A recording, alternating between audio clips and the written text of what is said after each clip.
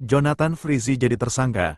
Dena Devanka mendadak singgung soal balas dendam mengaku bersyukur. Pasca Jonathan Frizzy resmi menjadi tersangka, mendadak sosok mantan istrinya, Dena Devanka menjadi sorotan. Pasalnya bak bersamaan, Dena Devanka mendadak memposting soal balas dendam dan bersyukur. Hal itu menjadi sorotan warganet. Apakah postingan Dena Devanka itu memang ditujukan untuk Jonathan Frizzy? Diketahui hubungan Jonathan Frizzy dan Dena Devanka memang belum membaik.